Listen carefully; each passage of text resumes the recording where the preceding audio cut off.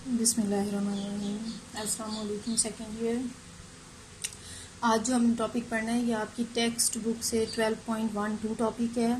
Millikan's oil drop experiment है जो हम यूज़ करते हैं to find the charge on electron. ठीक है, अब देखिए इसमें एक असेंबली यूज़ की। मिलिकन एक साइंटिस्ट था, उसने ये एक बॉक्स है, ठीक है, कंटेनर है सी।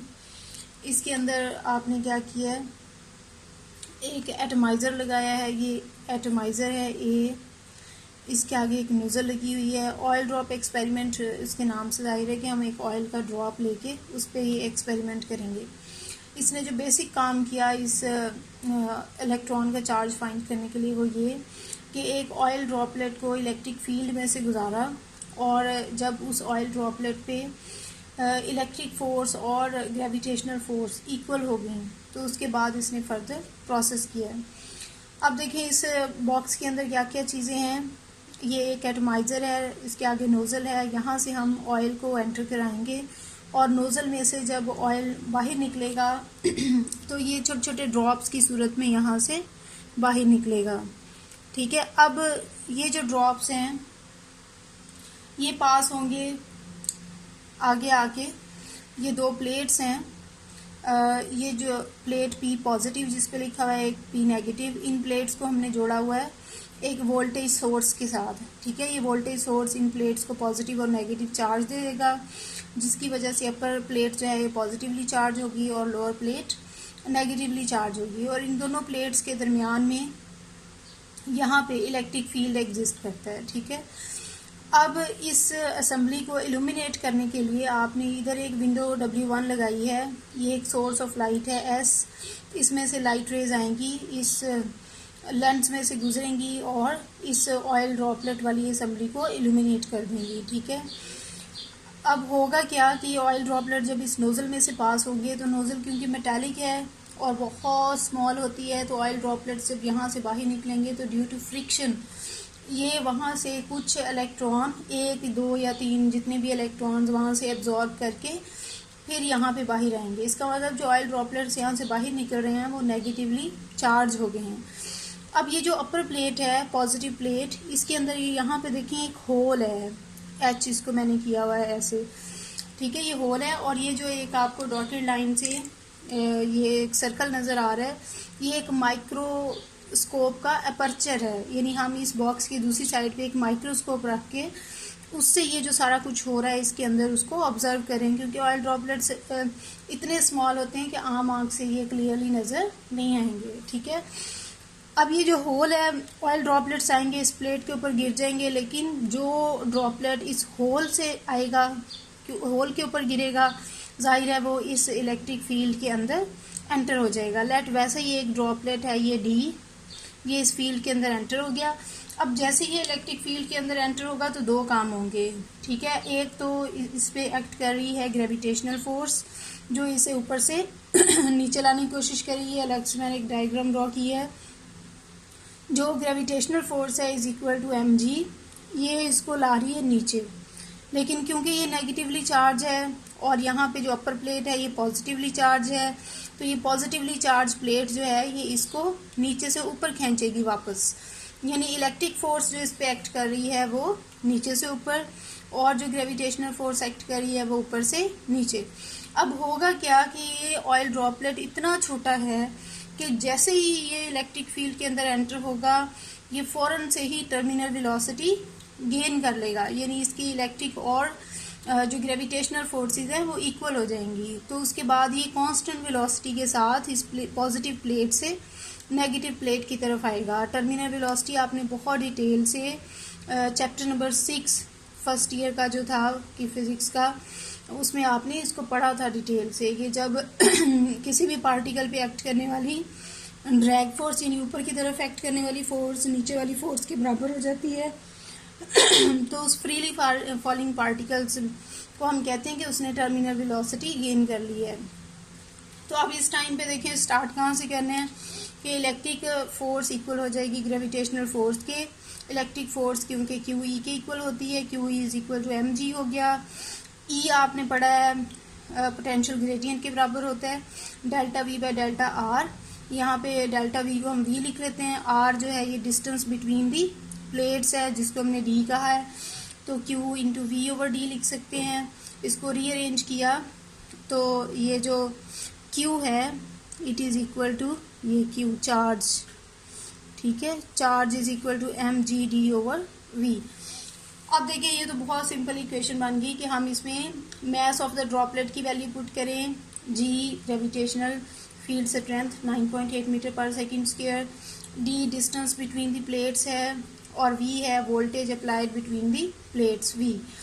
तो अगर हम इनकी वैल्यूज पुट करें तो हम जल्दी से charge on oil droplet find कर सकते हैं। लेकिन अब इसमें प्रॉब्लम ये है कि मैस ऑफ द इलेक्ट्रॉन जो है ये भी एट दैट टाइम अननोन था। अब इलेक्ट्रॉन खुद नज़र नहीं आता तो हम ऐसा कौन सा इंस्ट्रूमेंट हो जिससे इलेक्ट्रॉन का मैस मेजर कर लें।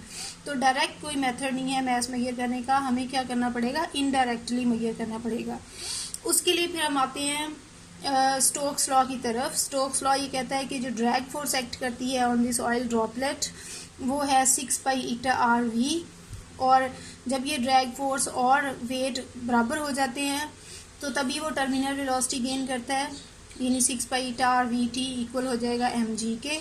यहाँ से जो मैस है उसको हम इस तरह फाइंड कर सकते हैं 6 pi eta r v T over जी।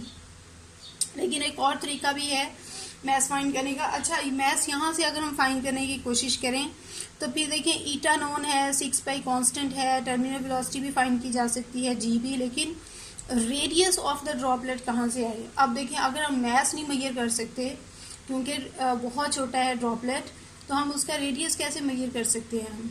तो इसलिए फिर हमें रेडियस भी किसी इनडायरेक्ट मेथड से पहले मेजर करना होगा। उसके लिए आप याद करें कि डेंसिटी इक्वल होती है मैस पर यूनिट वॉल्यूम। तो मैस को हम लिख सकते हैं डेंसिटी मल्टीप्लाइड बाय वॉल्यूम, और वॉल्यूम ऑफ द ड्रॉपलेट क्या होगा, वॉल्यूम ऑफ द स्फीयर के बराबर। Let small R is radius of the droplet, तो 4/3 पाई आर क्यूब वॉल्यूम हो जाएगा मल्टीप्लाइड बाय रो। अब देखें मैस इसके भी इक्वल है, ठीक है, और मैस इसके भी इक्वल है, इन दोनों को इक्वेट कर लें तो rho into 4/3 pi are cube is equal to 6 pi eta r v T over g. यहाँ से इसको रीअरेंज कर लिया तो रेडियस जो है वो इक्वल आ जाता है 9 eta V T over 2g रो के। तो यहाँ से हम रेडियस का स्क्वायर, तो रेडियस को हम लिख सकते हैं it is equal to 9 eta V T over 2g rho और इसका स्क्वायर रूट।